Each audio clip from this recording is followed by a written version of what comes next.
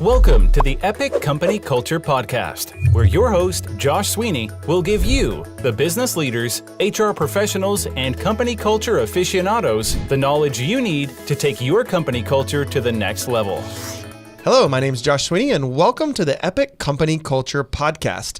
This is season 2, which is all about hiring, and I'm joined with my co-host, Annelle Barnett.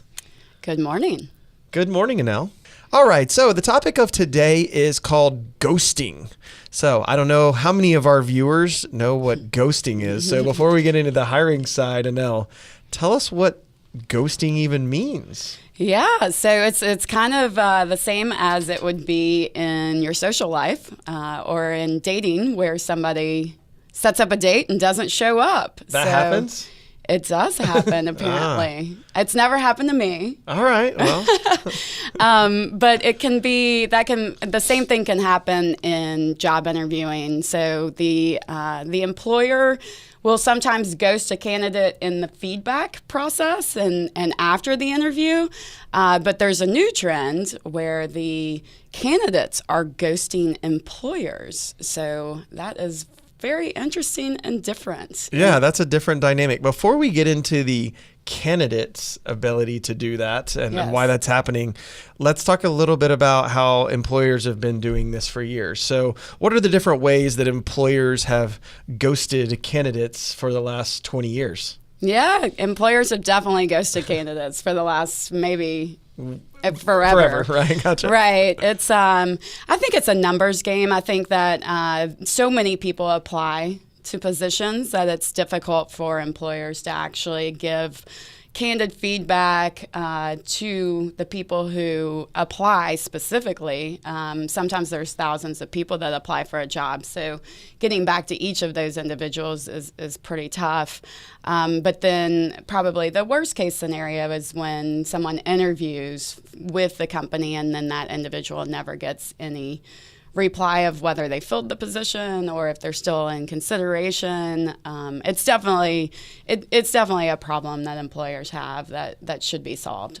Yeah, so the candidate gets all the way through the process, never gets a letter, never gets a call, but spent all this time on site or going through testing or whatever it might be to see if they're a fit, and then no response. Right. Yeah, and it's there's technology that's simplifying this process a little bit more now for employers. So there's even chat bots that can communicate with candidates individually to make them to make it a more. I mean, it sounds crazy because I'm about to say it makes it a more human experience when right. It's a chat bot, but it does at least make the candidate feel as though it's a human experience. Gotcha. So that's a little bit on ghosting from an employee's perspective, and that happens, I guess, at all levels, really, all the way from like they got all the way through the hiring process but never were updated, or even at the front end of it where they just don't get a letter saying we filled the spot or you're not a right fit, or however they want to position that. Right.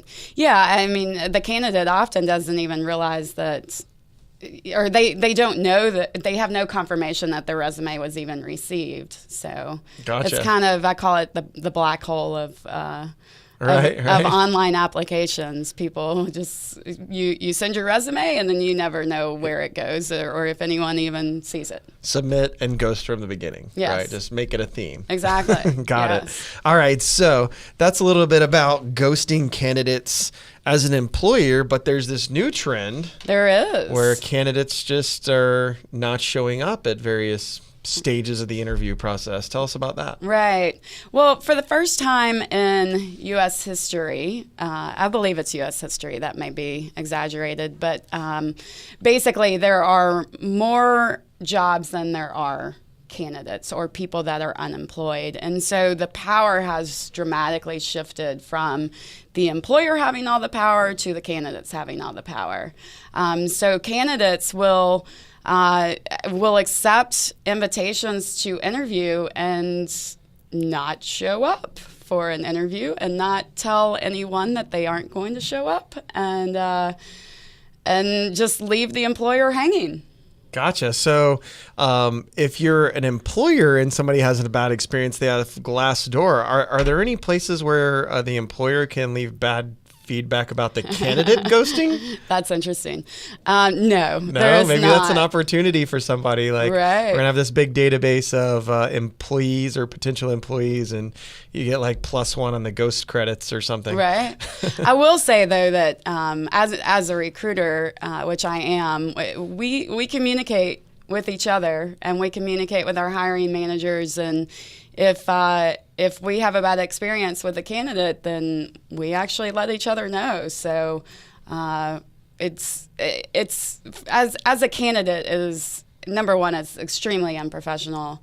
Number two, it is, you never know what bridge you're burning. You never know where the person that you didn't show up for will end up. They may end up working at the company where your dream job eventually is. And if that employer was burned by you, then they will likely not even consider you in the next opportunity. Yeah. So with the recruiters talking, it sounds like there's like this special recruiter back channel Slack system going on where, right. Yeah, that company's not the best to work with, or that person never shows up to anything. Right. So a little bit of a local share, right, to make sure you're not wasting your time, and your customers aren't wasting their time as well. Right. It's bad for everyone if a candidate doesn't show up.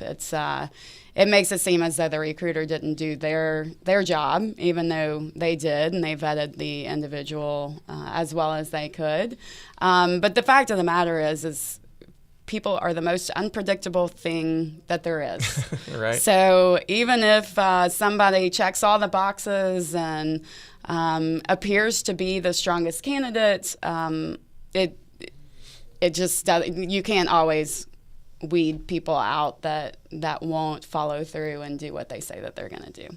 Yeah, I could definitely see that happening, with people not showing up. I mean, we're seeing and working with clients and talking to other people where, candidates are in the process of being interviewed at multiple places, and they get one offer and they just take it. Right. And to me, it seems a little odd.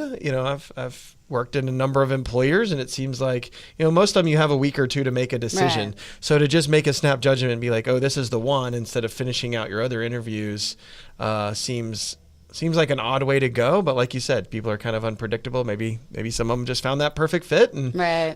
Maybe other ones are, pressured to take a role and get started. There's all kinds of factors there. Yeah. They often have their top pick as well. So if they're interviewing with multiple companies, the candidates often have their number one. And when that number one offers them a job, then they usually take that. Yeah. Gotcha. It usually is done at that point. But I mean, to your point, it's certainly a good thing to be open-minded and see what other offers are, and see if other companies are going to make you an offer, and then form a decision around that. Actually, a candidate can use that in the negotiation process as well. So right. If they're being offered a job from two different employers, and the salary of the one that you don't want is higher than the salary of the one that you do, then you can frankly use that in your right. negotiation process. Yeah, you have a little bit of power for taking that extra time and going and interviewing with the rest of the companies. Right, yeah.